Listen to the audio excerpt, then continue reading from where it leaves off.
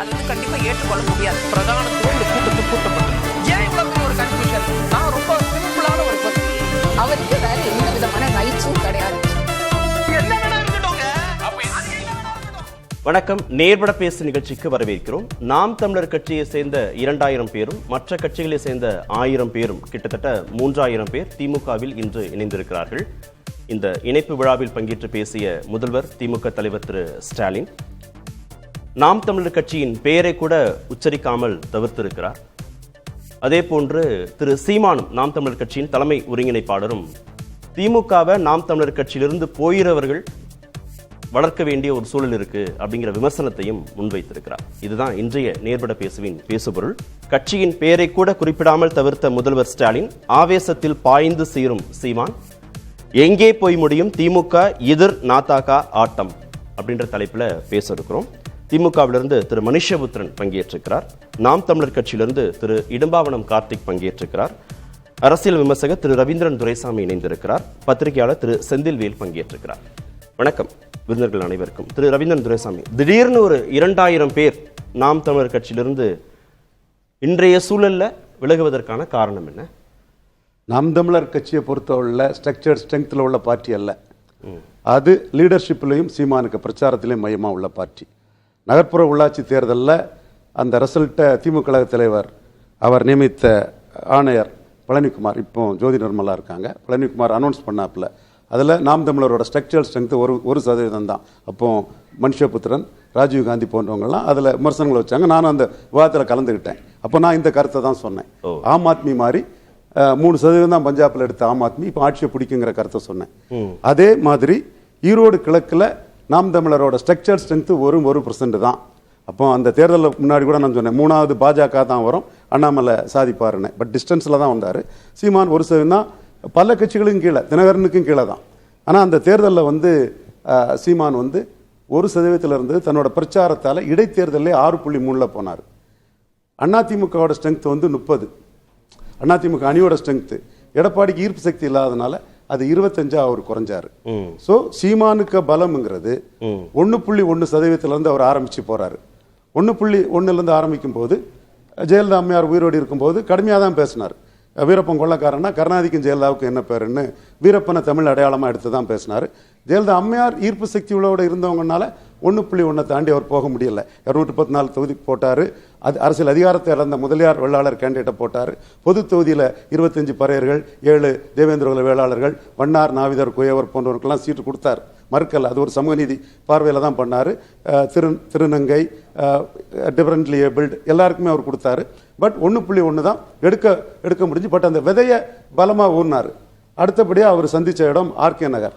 RK நகரில் ஜெயலலிதா மறைவுக்கு பிறகு இந்துத்துவா தமிழ் தேசியமானி வரும்போது தமிழ் தேசியர்களை அந்த இவருக்கு கேடர்ஸை தமிழ்நாடு ஃபுல்லாக கொண்டு விட்டு அவர் வந்து இந்துத்துவா எடுத்த ஓட்டை விட பாஜக எடுத்த ஓட்டை விட அதிக ஓட்டு எடுத்தார். அந்த இடம் தான் அவருக்கு பூஸ்ட் வரக்கூடிய இடம். அப்போ டிடிவி தினகரன் 50% வாக்கு எடுத்திருந்தார்.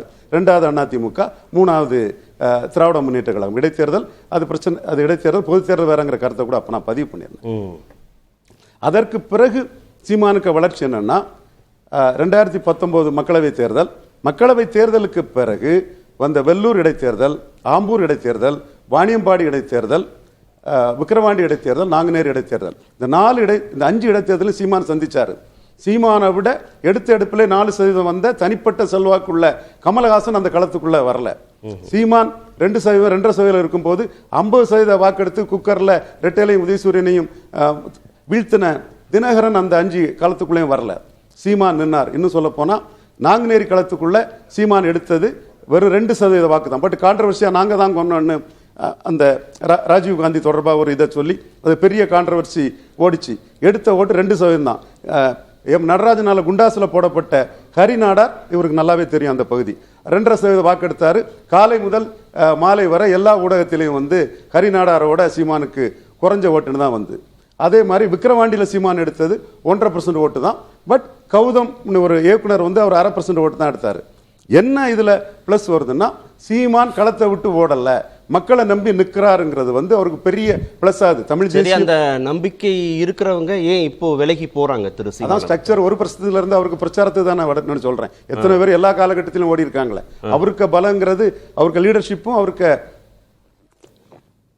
பிரச்சார பலமும். அதனாலதான் எத்தனை பேர் பையும் 6.8% ஓட்டு எடுத்தாரு.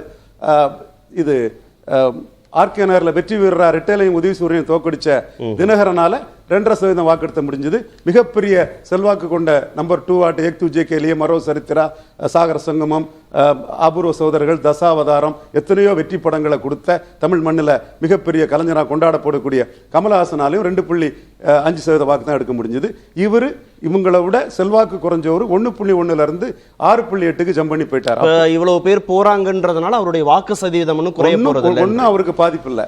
அதே மாதிரி மக்களவை தேர்தலில் அவர் 2% தான் வருவாருன்னு பிரபல அரசியல் விமர்சகர் மதிப்புக்குரிய ஐயா சுமன் சி ராமன் சொன்னாரு. என் நண்பர் குபேந்திரன் 4% சொன்னார். நான் தான் சொன்னேன் இவர் சரியான ஸ்ட்ராட்டஜி எடுத்திருக்கிறாரு.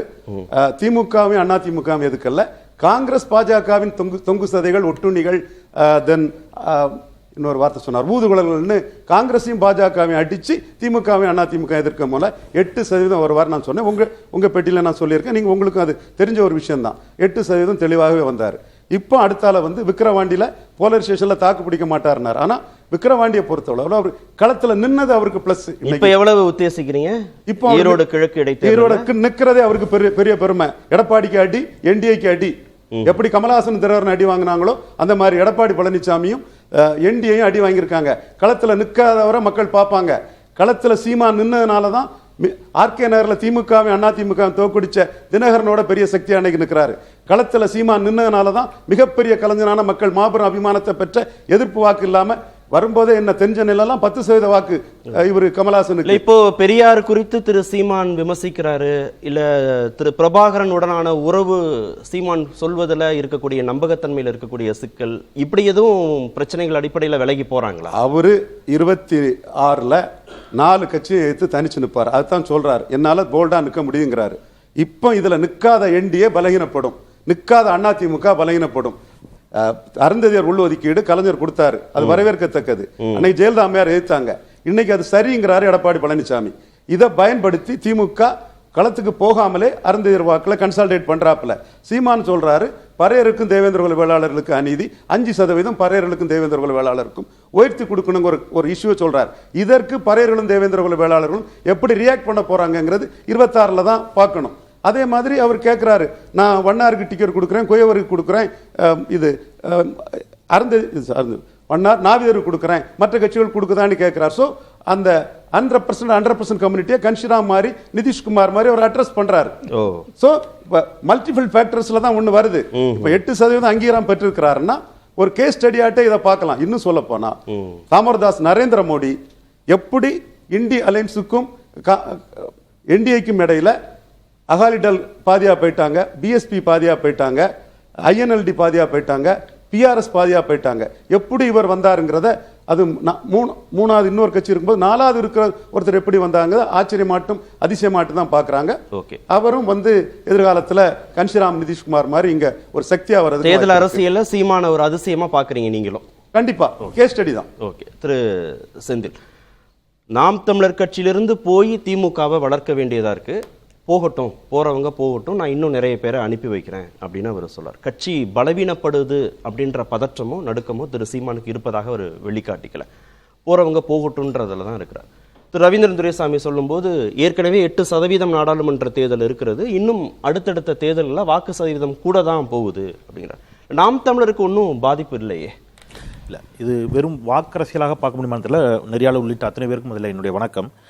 இதுக்கு முன்னாடி போனவங்களுக்கும் இந்த முறை போனவர்களுக்கும் ஒரு சின்ன வித்தியாசம் இருக்கு. ஆமா, ஏன்னா ஒரு மண்டல செயலாளர், 8 மாவட்ட செயலாளர்கள், 5 ஒன்றிய செயலாளர்கள், 9 சார்பு அணி நிர்வாகிகள், 6 தொகுதி செயலாளர்கள், 3 முன்னாள் நாடாளுமன்ற வேட்பாளர்கள், 6 முன்னாள் சட்டமன்ற வேட்பாளர்கள், இவர்களை தாண்டி இன்னும் ஏராளமான முக்கிய நிர்வாகிகள் என்று தூத்துக்குடி மாவட்டத்தில் பார்த்தீங்கன்னா தூத்துக்குடி மாவட்ட மொத்த நிர்வாகிகளும் வெளியேறிவிட்டார்கள். இன்னைக்கு நான் அந்த நிகழ்வுக்கு போயிருந்தேன் அண்ணா அறிவாலயத்தில். அங்கே வந்திருந்தவர்கள் வைத்த வாதம் அப்படிங்கிறது, தொடர்ந்து நாங்கள் திரு சீமான் அவர்களை நம்பி ஏமாந்து விட்டோம், நாங்கள் வேற ஒரு கனவோடு தான் அந்த பயணத்துக்கு போனோம், ஆனால் நாங்கள் நினைத்த கனவுக்கும் அவர் இட்டு செல்லும் பாதைக்கும் வேறுபாடு இருக்கிறது அப்படிங்கிறத பல பேரும் சுட்டி காட்டினாங்க. அப்புறம் சமீபத்திய அவருடைய பெரியார் மீதான விமர்சனத்தை அங்கு யாருமே ஏற்றுக்கொள்ளவில்லை, ரசிக்கலை. அப்போ இதுல வந்து அவருடைய வாக்கு சதவீதம் உயரப்போகுதா குறைய போகுதா அப்படிங்கறத அது அல்ல டிபேட்டுங்கிறது என்னுடைய பார்வை. டிபேட்னா இந்த டிபேட்டை சொல்ல, அது அல்ல பொதுவெளிக்கான டிபேட். அவர் பேசுவது சரியா தவறா, அறம் சார்ந்த ஒன்றா அப்படிங்கிறது தான் ரொம்ப முக்கியமான ஒன்று. நீங்க வெற்றி மட்டும்தான் அளவுகோல் அப்படின்னு சொன்னா, நீங்க பாஜகவினுடைய தொடர் வெற்றியை நம்ம எல்லோரும் ஏற்றுக்கணும். நம்ம எல்லோரும், நான் என்ன மாதிரியான நபர்களை சொல்றேன், நம்ம அதையும் அப்போஸ் பண்றோம். வெற்றியை தாண்டி அவருடைய ஐடியாலஜியோட முரண்படுறோம்ல. அவர்களால் இந்த சமூகத்திற்கு ஒரு தீங்கு பாதிப்பு அப்படிங்கிற இடத்துல இருந்து நம்ம வந்து பாஜகவை வந்து எதிர்க்கிறோம் இல்லையா, அந்த மாதிரியான ஒரு சிக்கலான இடத்திற்கு நாம் தமிழர் கட்சியை அவர் நகர்த்தியிருக்கிறார். அல்லது இளைஞர்களை வந்து அவர் வந்து என்ன செய்திருக்கிறார், இன்றைக்கு வந்து மடைமாற்றம் செய்திருக்கிறார். அது ஒரு ஆபத்தான ஒரு போக்கோ அப்படிங்கிற ஒரு பெரும் கவலையோடு தான் வந்து இன்னைக்கு நாம் தமிழர் கட்சியில் நீங்க பயன்படுத்தின இந்த வார்த்தைகள் இருக்குல்ல, இது எல்லாமே ஒரு தடை செய்யப்பட்ட இயக்கம், தடை செய்யப்பட்ட கட்சி மீது வைக்கக்கூடிய விமர்சனங்கள். இல்ல, நான் அப்படி வைக்கல. அதாவது அந்த அளவுக்கு நாம் தமிழர் கட்சி என்ன இல்ல, நான் அப்படி எடுத்துக்கல. தடை செய்யப்பட்ட இயக்கத்திற்கான ஒப்பிட்டான ஆபத்தான சித்தாந்தங்க. நான் எப்படி எந்த இடத்துல அப்படின்னு சொல்றேன்னா, இப்போ அண்ணன் ரவீந்திரன் அவர்கள் சொன்னதுல இருந்து எடுத்துக்கிட்டா கூட கன்சிராமோடு ஒப்பிட்டார். நீங்க ஆனா போன முறை ஈரோடு கிளைக்கடை தேர்தலில் அவர் மீது வந்த விமர்சனமே என்னன்னு கேட்டீங்கன்னா, இரண்டு சமூகங்களுக்கு இடையில் மோதல் போக்கு ஏற்படுத்தக்கூடிய விதத்தில் அவர் வந்து அவருடைய பரப்புரை அமைத்தார் அப்படின்னு. விளிம்புநிலை சமூகத்தைச் சேர்ந்த, நான் ரெண்டு சமூகத்தை பேர் இங்க குறிப்பிட விரும்பல, விளிம்புநிலை சமூகத்தைச் சேர்ந்த ஒரு தரப்பு கடுமையாக எதிர்வினை ஆற்றியதை நான் வந்து இங்க குறிப்பிடுறேன். அதன் பிறகு பல மேடைகளில் அருந்ததியர் சமூகத்திற்கான இடஒதுக்கீட்டால் தலித் சமூகத்தினருடைய இரண்டு சமூகங்களை குறிப்பிட்டு அவருடைய இது வந்து குறைஞ்சிருச்சு அப்படிங்கிறார். ஆனா யதார்த்தம் அதுவான அப்படி இல்லை. நீங்க வந்து உச்சநீதிமன்ற நீதிபதிகளில் தொடங்கி ராகுல் காந்தி இதை வந்து நாடாளுமன்றத்தில் பேசியிருக்கிறார். ஒன்றிய அரசினுடைய செக்ரட்டரிஸ் இது போன்ற எல்லா பொறுப்புகளிலும் 97 விழுக்காடு உயர் சாதியினர் தான் இருக்கிறார்கள். அதனால தான் அவர் என்ன சொல்றாரு அப்படின்னா, சாதிவாரி கணக்கெடுப்பு நடத்துங்க, விளிம்புநிலை மக்களுக்கு கொடுங்க என்று சொல்கின்ற பொழுது, இன்னமும் ஐஏஎஸ், ஐபிஎஸ், செக்ரட்டரிஸ், நீதித்துறை என்று எல்லா அதிகார மட்டங்களிலும் குறிப்பிட்ட உயர் சாதியினர் ஆதிக்கம் செலுத்துகிறார்கள் என்ற விமர்சனம் மற்ற சமூகங்களுக்கு இருக்கின்ற ஒரு சூழலில், நீங்கள் விளிம்பு நிலையில் இருக்கக்கூடிய ஒருவரை இன்னொரு விளிம்பு நிலையில் இருக்கக்கூடிய சமூகத்திற்கு எதிரியாக நிறுத்துவது அப்படிங்கிறது ஒரு ஆபத்தான போக்கா இல்லையா அப்படிங்கிற கேள்வி இருக்குல்ல, அது ஒரு பெரிய ஆபத்தான போக்கு தானே.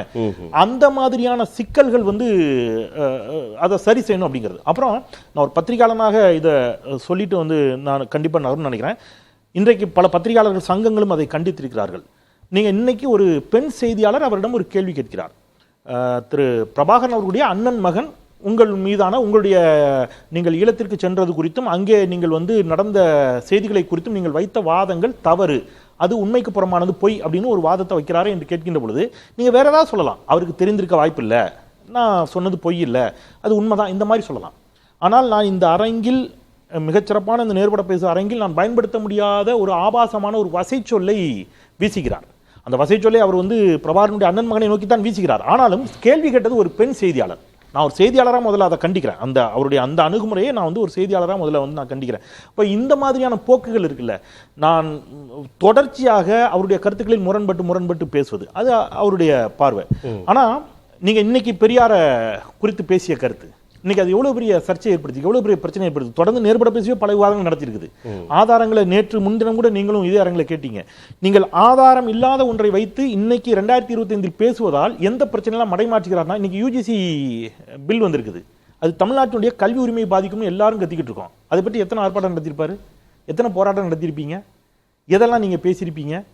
அப்போ இடஒதுக்கீட்டிற்கான உரிமை பறிபோகிறது. நீதித்துறையில் இப்போ போன வாரம் பெரியாரிய சிந்தனையாளர்கள் அத்தனை பேர் சேர்ந்து ஒரு பெரும் ஆர்ப்பாட்டத்தை நடத்தினாங்க, ஒரு வழக்கு தொடர்ந்து இருக்கிறாங்க. நீதித்துறையில் வந்து நிரப்பப்படுகின்ற அனைத்து பதவிகளுக்கும் இப்போ திருப்பியும் யாரை தான் நியமிக்கிறாங்க, ஒரு குறிப்பிட்ட உயர் வகுப்பு அப்படின்னு சொல்லி அதுக்கு ஒரு போராட்டம் நடக்குது. இப்போ பெரியார் குறித்து திரு சீமான் பேசுறதே மடைமாற்றம் விஷயம். இந்த பிரச்சனைகளை மடைமாற்றுறது தானே. எக்ஸாக்டா எப்படின்னு கேட்டீங்கன்னா, நீங்க வந்து ரெண்டு பிரச்சனையை நான் சொல்றேன் சார். ஒன்று, இதற்கு முன்பு தமிழ்நாட்டில் அது காங்கிரஸாக இருக்கலாம், பாஜக இருக்கலாம், தமிழ்நாடு மட்டுமல்ல மாநிலங்கள் சந்திக்கக்கூடிய பிரச்சனைகள், வாழ்வாதார சிக்கல்கள், மாநிலங்களுடைய உரிமைகளை இந்திய ஒன்றிய அரசு, அது காங்கிரஸ் ஆர் பிஜேபி எதுவாக இருந்தாலும் டெல்லியில் இருக்கக்கூடிய சர்க்கார் பறித்து வைத்திருக்கிறது, அதிகார குவியலை வைத்திருக்கிறது. எனவே கேள்வி யாரை நோக்கி கேட்டாங்கன்னா, டெல்லி சர்க்காரை நோக்கியும் ஆரியம் அப்படிங்கிற சித்தாந்தத்தை நோக்கியதாகவும் இங்க இருக்கக்கூடிய தமிழ்நாடு அரசியல் கட்டமைக்கப்பட்டது. ஸ்ரீலங்கா பிரச்சனை, ஈழத்தமிழர்கள் பிரச்சனை, ஈழத்தமிழர்களுடைய எதிரி சிங்கள பேரினவாதம் அப்படிங்கிறதாக கட்டமைக்கப்பட்டது. ஆனால் இவர்கள் இன்னைக்கு எங்க கொண்டு வந்து நிப்பாட்டிட்டாங்கன்னா, பெரியாரா பிரபாகரனான்னு கொண்டு வந்து நிப்பாட்டுறாங்க. பிரபாகரனும் பெரியாரும் எந்த இடத்துல நேர் எதிர் துருவங்கள். பிரபாகரனா சிங்கள பேரினவாதமா அப்படிங்கிறதான வாதம். அப்போ தமிழா சமஸ்கிருதமாங்கிறதா இங்க சண்டை. நீங்க சமஸ்கிருதத்துக்கு நிறைய நிதி ஒதுக்கீடு செய்றீங்க, தமிழுக்கு நிறைய நிதி ஒதுக்கீடு செய்யவில்லை என்ற சண்டையை நாம இங்க போட்டுக் கொண்டிருக்கின்ற பொழுது தமிழா தெலுங்காங்கிற பிரச்சனையை கொண்டு வராரு. அப்ப நீங்க எல்லா பிரச்சனையும் இப்ப ஒரிஜினல் பிரச்சனை எல்லாமே என்ன ஆகுதுன்னா டைவர்ட் ஆகிட்டே போகுது. அப்ப இந்திய ஒன்றிய அரசு தான் எல்லா பிரச்சனைகளுக்கும் காரணம், அல்லது மையத்தில் குவிக்கப்பட்டிருக்கக்கூடிய அதிகாரம் தான் எல்லா பிரச்சனைகளுக்கும் காரணம் நாம வாதம் வைக்கின்ற பொழுது இல்ல எல்லா பிரச்சனையும் காரணம் திராவிடம் என்ற ஐடியாலஜி தாங்கிறார். நீங்க திமுக அரசின் மீதான விமர்சனங்கள் வேறு, அதை ஒரு எதிர்க்கட்சியாக சீமான் வைக்க வேண்டும், நான் வரவேற்கிறேன், யார் வேணாலும் வைக்கலாம். திமுக அதிமுக உள்ளிட்ட ஆட்சி கட்சிகள் ஆண்ட கட்சிகளின் நிர்வாக ரீதியிலான தவறுகளை போதாமைகளை நீங்க சுட்டி காட்டுங்க. அந்த சித்தாந்தத்துக்கு எதிராக தானே சீமானே இருக்கிறார். இல்ல அதுதான் நான் கேக்குறேன். சித்தாந்தம் தானே தமிழ்நாட்டுடைய வளர்ச்சிக்கு ஆபத்தானதுன்னு அவர் சொல்றாரு. இப்ப நான் இப்படி கேக்குறேன், இப்ப நான் திரு சீமான் அவர்களோடு நான் முரண்படலாம், அல்லது நாம் தமிழர் கட்சியோடு முரண்படலாம், அல்லது இப்ப நாம் தமிழர் கட்சியில சிலர் வேற வழக்குகளுக்காக, நான் சொல்றது இன்க்ளூடிங் கிரிமினல் வழக்கு உள்ளிட்டவற்றிற்காக பல நேரங்களில் கைது செய்யப்பட்டிருக்கிறார்கள். அவர் கைது செய்யப்பட்டவர்கள் அவங்க கட்சியை விட்டு நீக்கி இருக்கிறாங்க, ரைட், வெள்ளன் கூட்டு வரவேற்கிறேன். ஆனா இவ்வாறு ஒரு குற்றச்செயல் புரிந்த ஒருத்தரை கைது பண்ணிட்டாங்கிறத வச்சு தமிழ் தேசியமே இப்படித்தான் அப்படின்னு நான் சொல்ல முடியுமா? நாம் தமிழர் கட்சியை சேர்ந்த நிர்வாகி ஒருவர் போதைப் பொருள் கடத்தினார்னு ஒரு வழக்கில் கைது செய்யப்பட்டு இருக்கிறார். வீடியோ இது இருக்கு, செய்தி இருக்கு. நான் இதை வச்சுட்டு அந்த தனிப்பட்ட நபர் தானே நான் குற்றச்சாட்டணும். பார்த்தீர்களா, தமிழ் தேசியம் போதைப் பொருள் கடத்து நான் சொன்னா இது எவ்வளவு நகைமுரணோ எவ்வளவு முரண்பாடான வாதமோ, அந்த மாதிரி நீங்க நிர்வாக ரீதியாக ஆட்சி அதிகாரத்தில் இருப்பவர்களை நோக்கி கேள்வி கேட்டா அது வரவேற்கக்கூடியது. ஆனா நீங்க திராவிட சித்தாந்தமே தவறு என்று வைக்கக்கூடிய வாதம் யாருக்கான வாதம்? யாருக்கு நீங்க ரெட் கார்பெட்டை போடுறீங்கன்னா ஆரியத்திற்கு. அதுதான் பெரிய கவலையாக இருக்கிறது. அப்போ நீங்க நிர்வாக ரீதியிலான கேள்விகளை கேளுங்கள், அரசியல் கட்சிகளை கேள்வி கேளுங்கள், ஆனால் சித்தாந்த ரீதியான சிக்கல்களை திராவிடம் எங்கேயாவது எழுதி வச்சிருக்கிறா? திராவிடம்ங்கிற ஐடியாலஜி ஏதாவது புக்ஸ், இப்போ இங்க பேசுறவங்க மனுநீதிங்கிற ஒரு புத்தகம் இருக்குது, மனுநீதியில இப்படி சொல்லப்பட்டிருக்குன்னு எடுத்து அப்போஸ் பண்றாங்க. திராவிடம் அப்படி ஏதாவது சொல்லி இருக்குதா? சரி, இன்னும் ஒரே ஒரு கேள்வி நான் ஒரு பதில வச்சுறேன். தமிழ்நாடு 1947 இந்தியா சுதந்திரம் அடைகின்ற பொழுது தமிழ்நாடு கீழிருந்து 2வது இடத்துல இருந்துச்சு. வளர்ச்சி, கல்வி, பொருளாதாரம், வேலைவாய்ப்பு எல்லாவற்றிலும். இன்றைக்கு மேலிருந்து நாம டாப்ல இருக்கிறோம், அல்லது ஒரு சில குறியீடுகள்ல 2வது இருக்கிறோம். இது சர்வதேச நாடுகள் கொடுத்த அறிக்கை, இந்திய ஒன்றிய அரசு கொடுத்த அறிக்கை. அப்போ அரை நூற்றாண்டு கால திராவிட கட்சிகளுடைய ஆட்சியில் நான் 2 கட்சிக்குமே கிரெடிட் கொடுக்குறேன். அதில் அதிகமாக செய்தது திமுக, 2 கட்சிகளுக்கும் கிரெடிட் கொடுக்குறேன். 69 விழுக்காடு இடஒதுக்கீட்டை அரசியல் ரீதியாக ஆவணப்படுத்திய ஜெயலலிதா என்ற முறையில். அப்ப இவர்களுடைய போதாமையை நீங்க சுட்டி காட்டுங்க. பட் இவர்களால் தானே இந்த வெற்றியும் சாத்தியமா இருக்கு, இல்லைன்னா தமிழ்நாடு இன்னைக்கு எந்த இடத்துல இருந்திருக்கும்? சோ நீங்க கட்சிகளை விமர்சிங்கள், வரவேற்கிறோம். சித்தாந்தத்தை நீங்க டைல்யூட் பண்ற நினைப்பது, பெரியாரை டைல்யூட் பண்ண நினைப்பது ஆபத்து, அபாயம் நான் சொல்றேன். திரு கார்த்திக், ஜனநாயக அடிப்படையிலான அரசியல், அது கட்சி அரசியலோ தேர்தல் அரசியலோ, அந்த வழிமுறைகளை பின்பற்றுதல எந்த சிக்கலும் இல்லை. விமர்சனங்கள், சித்தாந்த ரீதியாக இருக்கக்கூடிய முரண்பாடுகள், அதெல்லாம் வைக்கிறதுல யாருக்கும் எந்த பிரச்சனையும் இல்லை. ஆனா ஒரு ஆபத்தா இளைஞர்களை திசை திருப்புறது, பேச வேண்டிய பிரச்சனைகளிலிருந்து மற்ற பிரச்சனைகளை மடைமாத்துவது போன்ற செயல்கள்ல நாம் தமிழர் கட்சியும் திரு சீமானும் ஈடுபடுகிறார்கள்ங்கிற விமர்சனத்தை எப்படி பாக்குறீங்க? முதல்ல நடுத்தரையான பத்திரிகையாளர் செந்தில்வேல் அவர்கள் குற்றச்சாட்டு வச்சாங்க, அதை மறுக்க விரும்புறேன்.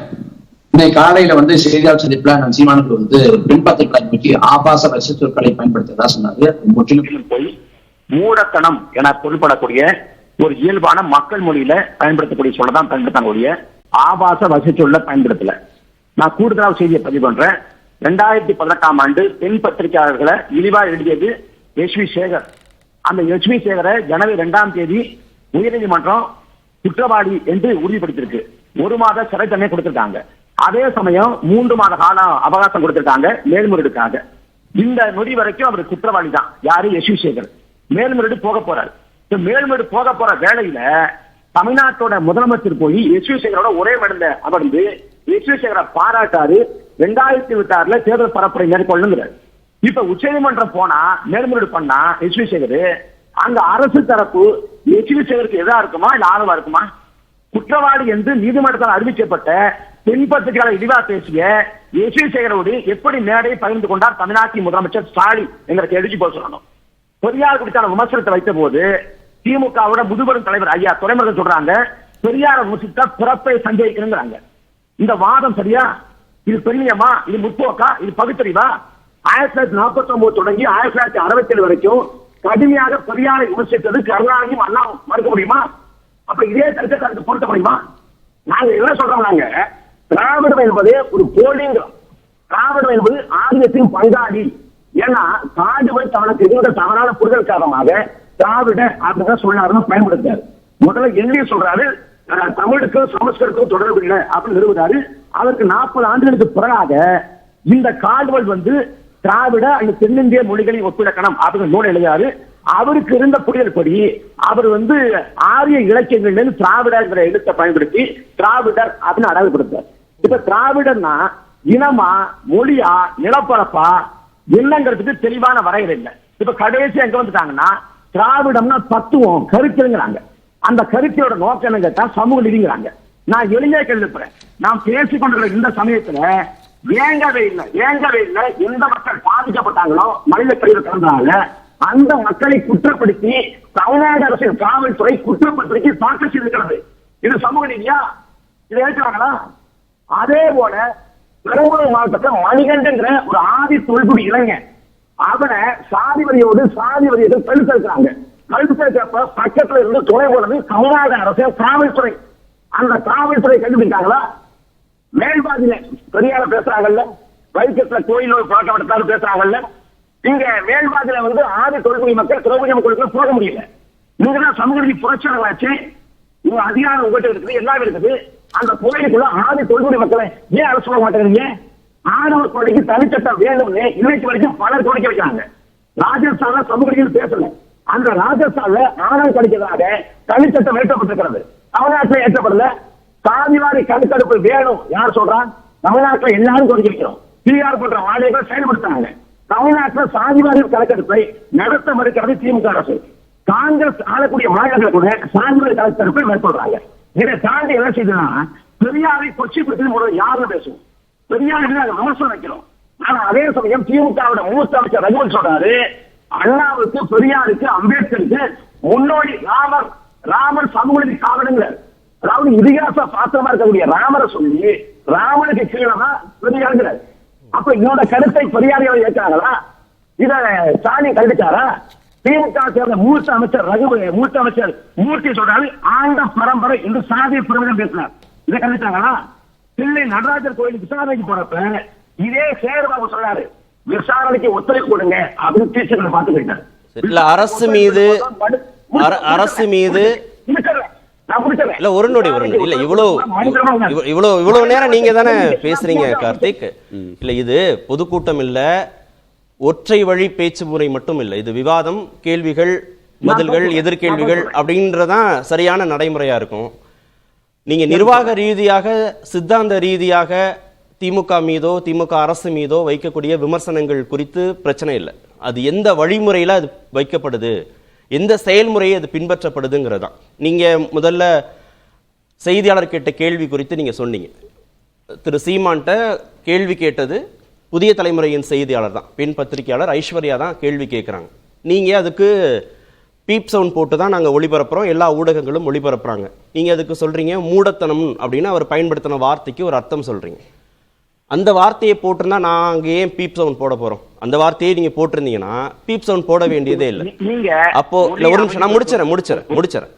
நீங்கள் அப்போ அந்த வார்த்தை புழக்கத்தில் இல்லாத, பொது மேடையில் பேச முடியாத, பொது வெளியில் பேச முடியாத ஒரு வார்த்தையை ஒரு கட்சியின் தலைவர் ஒரு பெண் பத்திரிகையாளர்கிட்ட பேசுகிற போது தான் ஒரு தொலைக்காட்சி நிறுவனம் அதில் பீப் சவுண்ட் போட்டு ஒளிபரப்ப வேண்டிய ஒரு கட்டாயத்திற்கு வருது.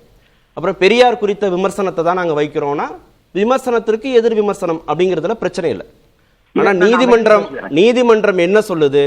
நீதிமன்றம், மதுரை உயர்நீதிமன்ற கிளை என்ன சொல்லுது? பெரியார் குறித்து திரு சீமான் பேசுவது சமூக பதற்றத்தை அதிகரிக்கக்கூடிய வல்லமை கொண்டது, அதனால அவர் மீது நடவடிக்கை எடுங்க அப்படின்னு சொல்லுது. அப்ப சமூக பதற்றத்தை அதிகரிக்கும் அப்படின்னு நீதிமன்றம் கருதுகிற போது அந்த பேச்சை பேசாம இருக்கிறதான ஒரு ஜனநாயக அடிப்படையில் கட்சி நடத்தக்கூடிய ஒரு கட்சியின் தலைவருடைய பொறுப்பா இருக்க முடியும். நான் இப்பதான் ஆரம்பிச்சிருக்கேன், இப்பதான் அடிக்க தொடங்குறேன், நான் இதை தொடர்ந்து பேசதான் போறேன்னா அரசியலமைப்பு சட்டத்தை ஒரு கட்சி மதிக்கணும், சட்டம் ஒழுங்குக்கு பிரச்சனை வராம பார்த்துக்கணும், சட்டத்தை மதிக்கணும், சமூக பதற்றம் வராம பார்த்துக்கணும், உச்சபட்சமா நீதிமன்றத்துடைய ஆலோசனையும் அறிவுரையும் நம்ம கேட்கணும். போன விவாதத்துல நீங்க என்ன சொன்னீங்க?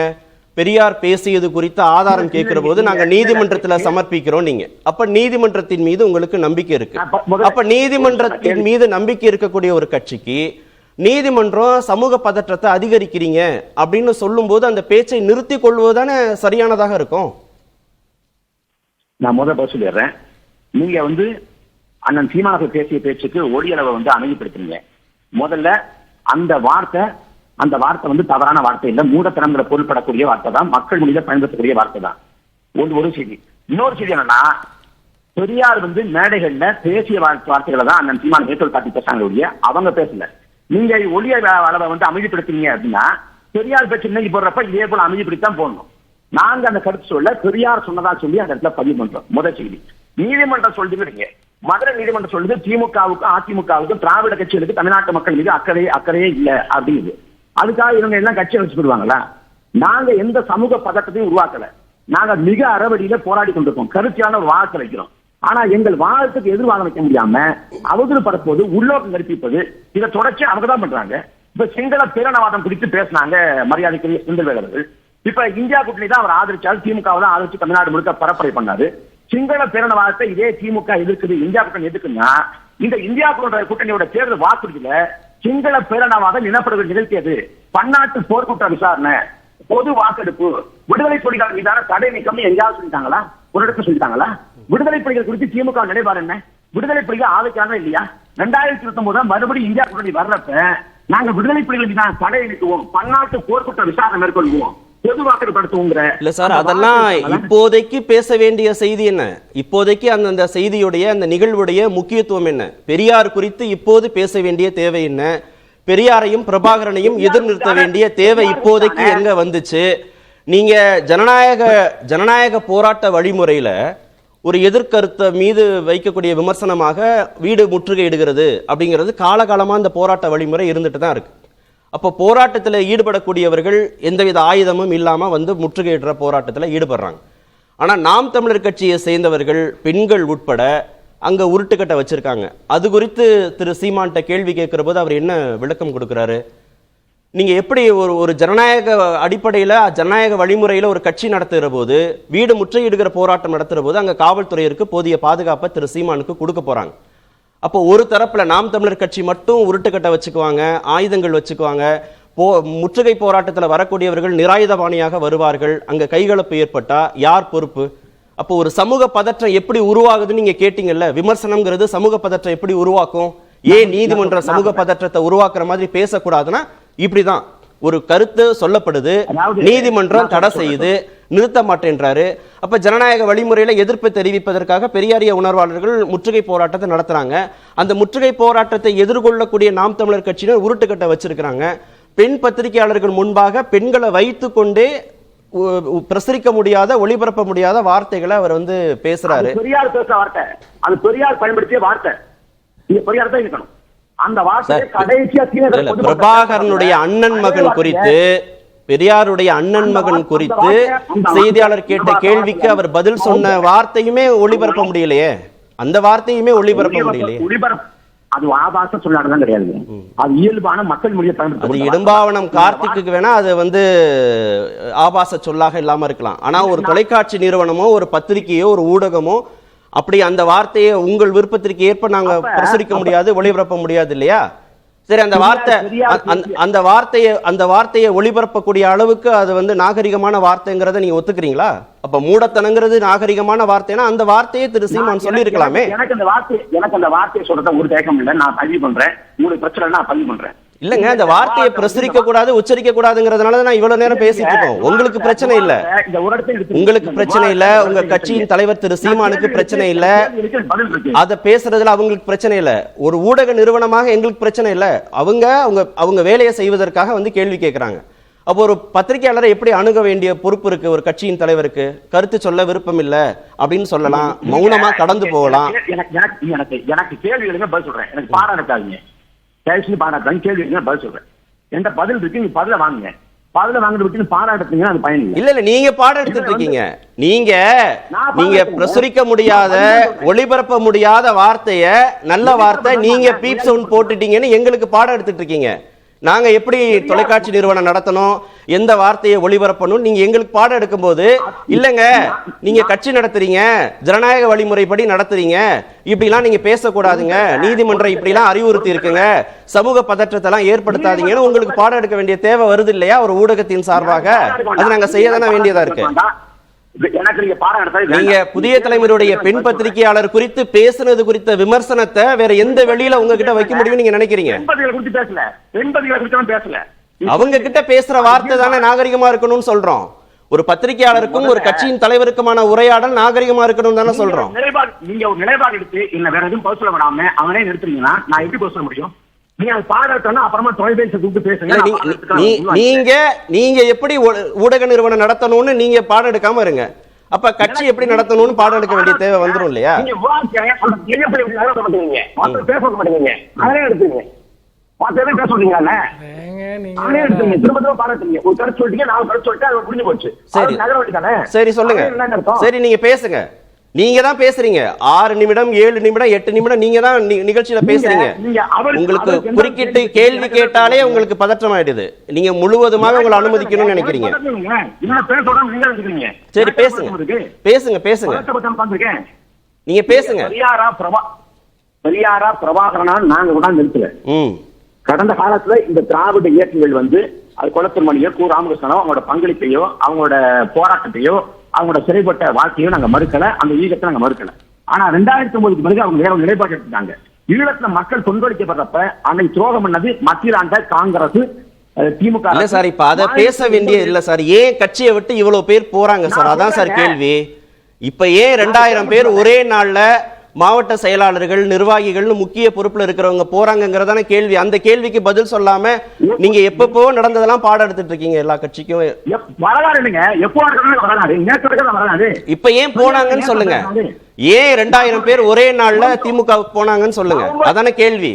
தலைப்பு அதுதானே.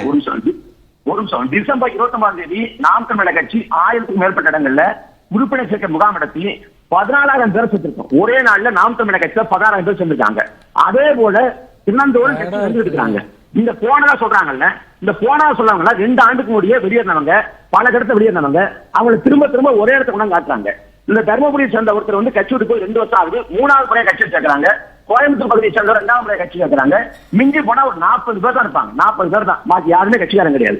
அவங்க வந்து கட்சி வளரல, கட்சி கூட காலியாகுது என்பது போல ஒரு தோட்டத்தை ஏற்படுத்த நினைக்கிறாங்க. அதுக்கு வேலை வச்சுக்காங்க. நாங்க வளரக்கூடிய கட்சி 5 பேர் போனாங்கன்னா 7 பேர் கட்சிகள் வர்றாங்க. அதாவது எங்களுக்கு பிரச்சனை இல்ல. சரி பேசுவோம். நம்ம இடைவேளைக்கு பிறகு பேசுவோம். மனுஷ கேட்போம். 40 பேர் தான் போனாங்க, ஏன் 2000 பேர் சொன்னீங்கன்னு கேட்பு மனுஷ். கட்சியின் பெயரை கூட முதல்வர் குறிப்பிட விரும்பல அப்படின்னு அவர் சொல்றார். மற்ற எல்லா கட்சியும் நாங்க குறிப்பிடுறோம், ஆனா இந்த கட்சியை நாங்க குறிப்பிடல அப்படின்னு அவர் தவிர்க்கிறார். ஆனா 40 பேர் தான் வந்தாங்க அப்படின்னு எண்ணிக்கை அடிப்படையில் 2000 பேர் வந்ததாக செய்தி குறிப்பில் இருக்கு. இன்னும் நாம் தமிழருக்கு பலவீனமாக தெரியல. அதாவது இதற்கு பதில் சொல்வதற்கு முன்பாக தந்தை பெரியார், தமிழ்நிலத்தினுடைய என்றென்றைக்குமான தலைவன் தந்தை பெரியாரினுடைய ஒரு மேற்கோளோடு என்னுடைய பதிலை ஆரம்பிக்க விரும்புகிறேன். மானமுள்ள 1000 பேரோடு போரிடலாம், மானமற்ற ஒருவருடன் போராடுவது மிகவும் கடினம் என்பதுதான் தந்தை பெரியார் நமக்கு சொல்லி தந்த பாடம். இந்த கட்சியின் பெயரை சொல்ல மாட்டேன் என்று எங்களுடைய முதலமைச்சர் அவர்கள் சொன்னதற்கு காரணமும் அதுதான். மானமற்ற ஒருவருடைய பெயரை சொல்வது என்பது அந்த சபைக்கு அவமானம். அதனால் அதை சொல்லாமல் தவிர்த்து விட்டார். இங்கே புதிய தலைமுறையின் போது இங்கே நாம் தமிழர் கட்சியிலிருந்து பேசிய ஒருவர் ஒரு குற்றச்சாட்டை வைத்திருக்கிறார். அதாவது ஒரு சாதாரண வார்த்தையை பீப் சவுண்ட் போட்டு அவரை தவறாக சித்தரித்தது புதிய தலைமுறை என்ற ஒரு தோற்றத்தை உருவாக்குகிறார்.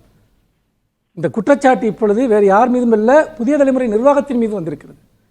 அதாவது நீங்கள் சொல்கிறீர்கள் அது மோசமான, இன்னும் சொல்லப்போனால் பிரபாகரன் அவர்களுடைய அன்னியின் பாலியல் ஒழுக்கத்தை கேள்வி கேட்கக்கூடிய ஒரு வார்த்தையை அவர் பயன்படுத்துகிறார்.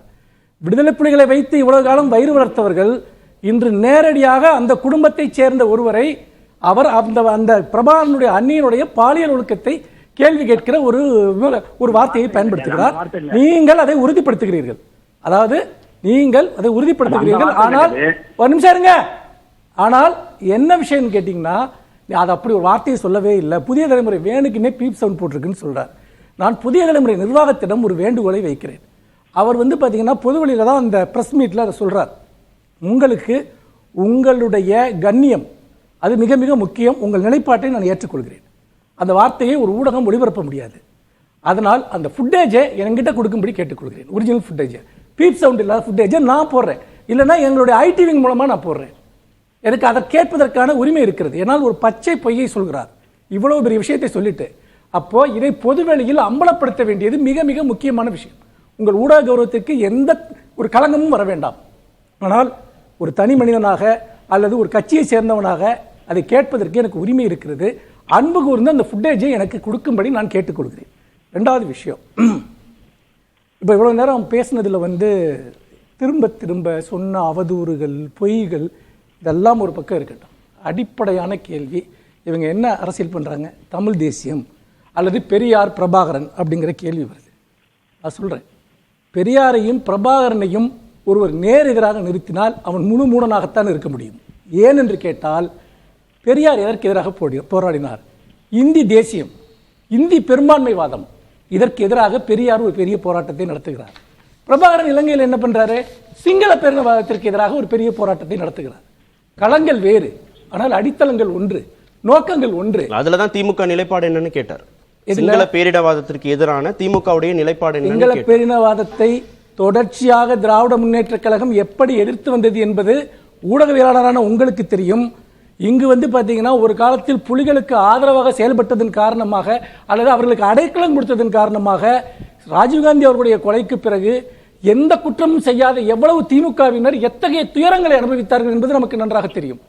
சொல்லடாத துயரங்களை, சிறை கொடுமைகளை, சொத்துக்களை இழந்து மிகப்பெரிய ஒரு துயரத்தை, திமுக அளவுக்கு இழப்புகளை சந்தித்த கட்சி தமிழ்நாட்டிலோ இந்தியாவிலோ யாருமே கிடையாது. ஆனா சீமான் இழந்தது என்ன? அடைந்தது அளவும் ஆதாயம். முழுக்க முழுக்க முழுக்க அங்கு உங்களுக்காக ஈழத்தை நான் போராடுறேன், ஈழத்துக்காக அதை பண்றேன் இதை பண்றேன்னு அவர்களிடம் நிதி வாங்கி வயிறு வளர்த்து கொண்டிருந்த ஒரு நபர் அன்றைக்கு புலிகளுக்கு ஆதரவு கொடுத்ததற்காக, அன்றைக்கு புலிகள் இயக்கத்தை ஆரம்பத்தில் இருந்து கலைஞர் அவர்களும், ஏன் எத்தனை ஈழத்து எழுத்தாளர்கள் எழுதியிருக்கிறார்கள், கலைஞர் அவர்கள் எத்தகைய ஆதரவை புலிகளுக்கு கொடுத்தார் என்பதை, அவர் அதற்காக மிகப்பெரிய தியாகத்தை செய்த இயக்கம் திராவிட முன்னேற்ற கழகம். நீங்க பாத்தீங்கன்னா யோகிதை இருந்திருந்தால் நீங்கள் செய்த தியாகம் என்ன என்பதை எடுத்து சபையில் வைங்க. அது ஒரு விஷயம். ரெண்டாவது, தமிழ் தேசியம். தமிழ் தேசியத்தை உரிமை கொண்டாடுவதற்கு சீமானுக்கு என்ன தகுதி இருக்கிறது? நேற்றைய தினம் நீங்கள் பார்த்தீர்கள், ஒரு மிகப்பெரிய கண்டுபிடிப்பு. தமிழர்களுடைய நாகரிகம் என்பது 5300 ஆண்டுகளுக்கு முன்பு தொடங்கிய இரும்பு காலத்திலிருந்து தொடங்குகிறது என்று ஒரு மிகப்பெரிய அறிவிப்பை முதலமைச்சர் வெளியிடுகிறார். அது வெறுமனே அவர் சொந்த கருத்தை வெளியிட்டாரா? அதற்காக தொடர் முயற்சிகளை மேற்கொண்டு, ஆய்வுகளை மேற்கொண்டு, உலகத்தில் இருக்கக்கூடிய ஆய்வுகளுக்கெல்லாம் கண்டுபிடிக்கப்பட்ட அந்த ஆய்வுப் பொருட்களை அனுப்பி தமிழர் நாகரிகம்தான் உலகின் தொன்மையான நாகரிகம் என்ற ஒன்றை நிறுவுகிறார். எவனும் சேலஞ்ச் பண்ண முடியாது. அப்படி பார்க்கிற போது இவ்வளவு பெரிய கண்டுபிடிப்பை சொல்கிற திராவிட முன்னேற்ற கழகம் தமிழ் தேசியத்திற்கானதா, தமிழர்களுடைய உரிமைகளுக்கானதா, தமிழர்களுடைய அடையாளத்திற்கானதா?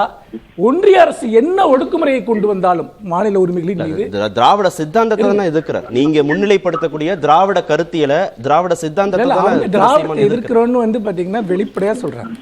அவங்க பாத்தீங்கன்னா வெளிப்படையாக திராவிடம் தான் எங்க எதிரின்னு சொல்றாங்க. எச் ராஜா திராவிடம் தான் எங்க எதிரின்னு சொல்றாரு. தமிழிசை திராவிடம் தான் எங்க எதிரின்னு சொல்றாங்க. அண்ணாமலை திராவிடம் தான் எங்க எதிரின்னு சொல்றாங்க. சீமான் திராவிடம் தான் எங்க எதிரின்னு சொல்றாரு. சரிங்களா? எல்லாரும் ஒரே நேர்கோட்டில் வந்துட்டாங்க. அது எந்த பிரச்சனையும் இல்லை. திரும்ப திரும்ப சொல்றாங்க. ஏன் சீமான் பெரியாரை பத்தி பேசின உடனே அவருக்கு என்ன உதவி வேண்டாலும் நான் செய்யறேன்னு பாஜக ஏன் சப்போர்ட் வருது கேட்டார் அவரு. அப்ப என்ன கனெக்ஷன்? நீ பேசு, நீ அடி, பெரியாரை தாக்கு. அப்போ இவர்கள் யார்? ஒரு முறை உங்க உதவி தேவையில்லை, நான் உங்களை எதிர்க்கிறேன்னு ஏன் சீமான் பேசல? அண்ணாமலையுடைய உதவி எனக்கு தேவையில்லை, தமிழிசையோட உதவி தேவையில்லை அப்படின்னு பேசினார் அவரு. பெரியார் ஒழிக என்பதல்ல என் கோட்பாடு. இப்ப இவர் பாஜகவை எதிர்க்கிறேங்கிறார். ஆனா உடனே பிஜேபி ஓடோடி வருது பெரியாரை திட்டின உடனே.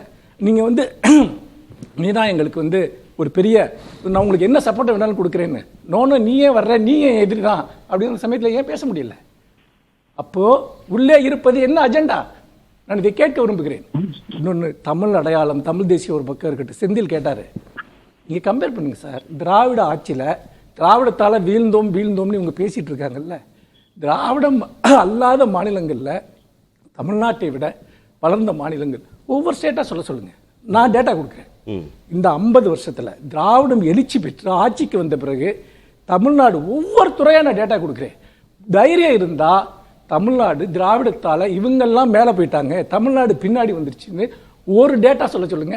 பேசுவது அவ்வளவும் பச்சை போய் அயோக்கியத்தனமான வாதங்கள். நான் திரும்பவும் சொல்றேன், தயவு செஞ்சு அந்த வீடியோ நீங்க ரிலீஸ் தடிமனான வார்த்தைகள் மீண்டும் வேண்டாம். ஒருத்த எவ்வளவு கேவலமான வார்த்தை இவ்வளவு நேரம் நம்ம மெனக்கெடுத்தோம். இல்ல, நான் என்ன சொல்றேன்னா, நீங்க தான் போய் சொல்றீங்கன்னு அவர் சொல்றாரு. அவர் அப்படி பயன்படுத்தல. புதிய தலைமுறை தயவு செய்து அந்த வார்த்தைக்கு வேறொரு அர்த்தம்னு அவரே சொல்றாரு. அந்த வார்த்தை ஏங்க நான் சொல்லணும், அந்த வார்த்தையை சொல்லுங்க. வேண்டாம் வேண்டாம். சொல்றாரு வந்துட்டு. இல்ல நான் சொல்றேன் அதுக்கு என்ன அர்த்தம்? அந்த வார்த்தை அதுக்கு மடத்துறதுக்கு ஏதாவது சம்பந்தம் இருக்கா? இல்ல நாம அந்த வார்த்தையை ஒளிபரப்ப கூடாதுன்னு சொல்றதுக்கு தானே இவ்வளவு தலைமுறை தயவு செய்து அந்த வார்த்தையை ஒளிபரப்ப கூடாதுங்கிறதுக்காக தான் நம்ம இவ்வளவு சரி விட்டு புதுவெளியில சொல்லப்பட்டதா என்கிட்ட கொடுங்க. இடைவேளைக்கு பிறகு பேசுவோம். இடைவேளைக்கு பிறகு பேசுவோம். சரி, இடைவேளைக்கு பிறகு நேர்பட பேசுவோம். திரு கார்த்திக், பல்வேறு பொறுப்புகளை ஏற்றுக்கொண்டு ஒரு இயக்கத்துக்கு போனீங்க. ஆனா அந்த தலைமையின் செயல்பாடுகள் மீது திருப்தி இல்லாம நீங்க திரும்ப வந்துட்டீங்க. சரியான இடத்துக்கு வந்திருக்கிறீர்கள் அப்படின்னு முதல்வர் கட்சியில் சேர்ந்தவங்களை வரவேற்று பேசியிருக்கிறார். திராவிட சித்தாந்தத்தின் மீதான நம்பிக்கையின் அடிப்படையில தானே இன்றைக்கு இருக்கக்கூடிய இந்த 3000 பேரும் நாம் தமிழர் கட்சி உள்ளிட்ட பல்வேறு கட்சிகளிலிருந்து போய் சேர்ந்திருக்கிறாங்க. அது எதிர் சித்தாந்தமாக முன்வைப்பதுங்கிறது தேர்தல் அரசியல்ல எடுபடும் நினைக்கிறீங்களா? ஒரு மறுப்ப சொல்லிடுறேன். மனுஷபத்திரம் பேசுறப்ப ஒரு தவறான பொய்ய சொன்னாரு, தவறான ஒண்ணு சொன்னாரு, பொய்ய சொன்னாரு. அண்ணன் சீமான் பயன்படுத்திய வார்த்தை பிக்காளி பயங்கிற வார்த்தை பயன்படுத்தினாரு, ஆபாச வசை சொல்ல பயன்படுத்தல. ஆனா அவர் மனுஷபத்திரம் ஒரு தப்பான பதிவை பண்றாரு. அவர் சொல்றது போல நீங்க அவருக்கு பிட்டைய கொடுத்துருங்க. இல்ல எந்த அவர் சொல்ற இல்ல நீங்க சொல்ற வார்த்தையோ மனுஷ் சொன்ன வார்த்தையோ எதுவுமே பொதுவெளியில் பேசக்கூடிய அளவுக்கு நாகரிகமானது இல்லைன்றதுலதான் அதை தவிர்த்துறோம். அவரு சொல்லாத வார்த்தை சொன்னதா பதிவு பண்றாரு. அவர் சொன்ன வார்த்தையை சொல்லியிருந்தா நான் சவால் வர்றேன், நான் தொலைக்காட்சி வார்த்தையை பங்கேற்கிறேன், இதோட முடிச்சுக்கிறேன். சொல்லாத வார்த்தை சொன்னதா சொல்லி ஒரு பொய்யா வந்து ஒரு பொதுவெளியில இல்ல அரசு முன்னாடி சொன்னது மடத்தனா, இப்ப பிக்காளி பய, ரெண்டுல எது உண்மை?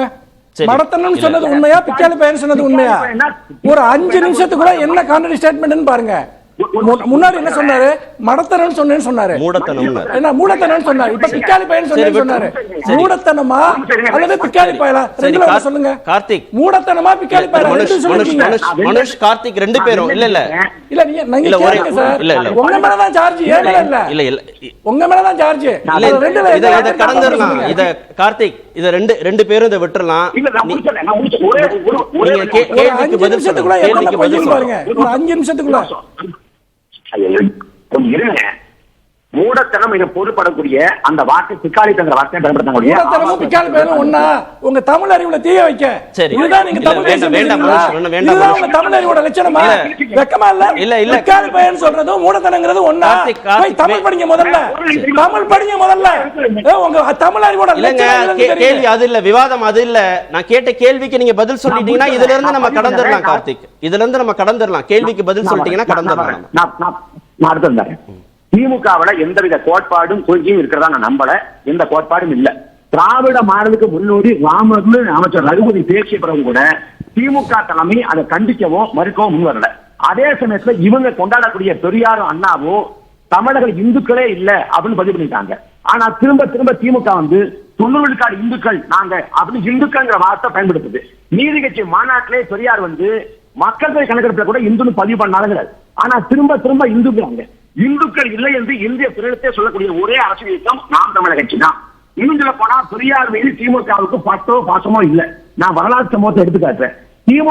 திமுகவோட முரசொலி இதெல்லாம் பெரியாரை கொச்சைப்படுத்திய அளவுக்கு வேற யாரும் கொச்சைப்படுத்தி காசு போடல என்ற சான்று இருக்கு, ஆதாரம் இருக்கு.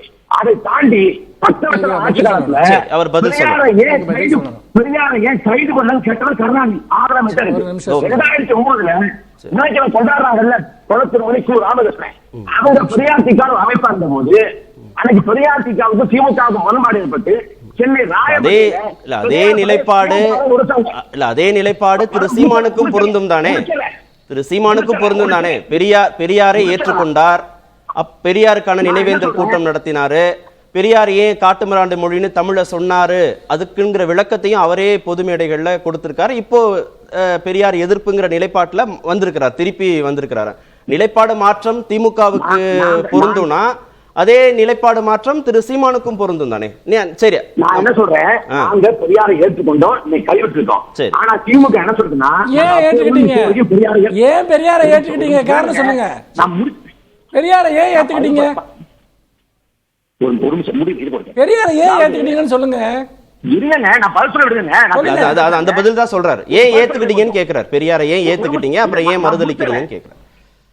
கேள்வியே முடிச்சு இப்பதான் பேமெண்ட் வந்துச்சா எதுக்குறதுக்கு?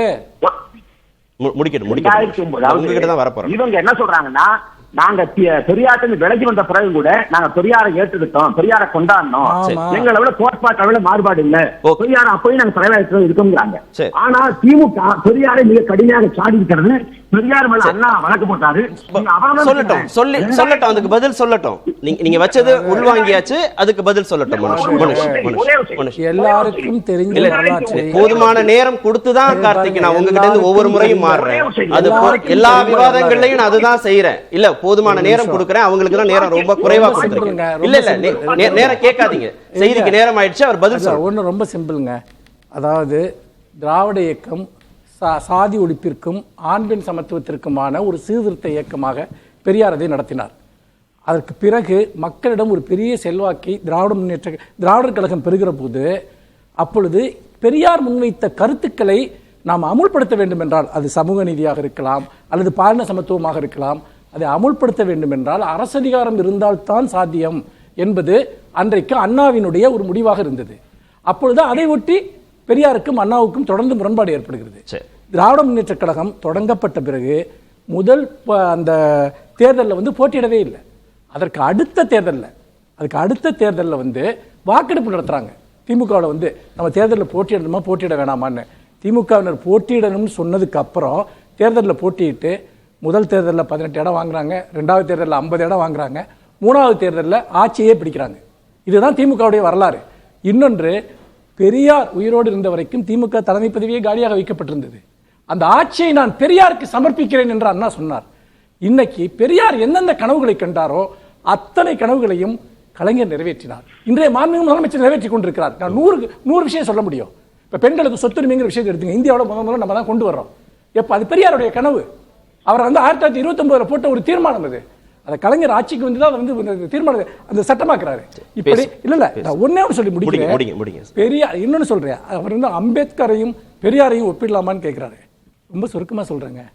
வடநாட்டு சரியா பெரியார் அம்பேத்கர், தென்னாட்டு அம்பேத்கர் பாத்தீங்கன்னா பெரியார். இதுதான் வித்தியாசம். அதாவது 2 பேத்துக்கு ஒரே லட்சியம் தான், சாதி ஒழிப்பு. அப்ப கூட அப்புறம் இஸ்லாமிய விரோதம்னு ஒரு விஷயத்தை எடுத்து பேசிட்டே இருக்காங்க. அதனால் அம்பேத்கர் புத்த மதத்திற்கு மாறுகிற போது நான் புத்த மதத்திற்கு மாறலாமா என்று பெரியாரிடம் ஆலோசனை கேட்கிறார்.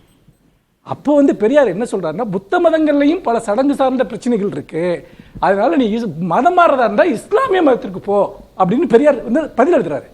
அப்போ அப்படி அதாவது அம்பேத்கரை நீ மதம் மாறதா இருந்தா இஸ்லாம் மதத்திற்கு மாறுன்னு சொன்ன பெரியாரை இன்றைக்கு இஸ்லாமிய விரோதியா நிறுத்த முயற்சி பண்றாங்க. பேசுறது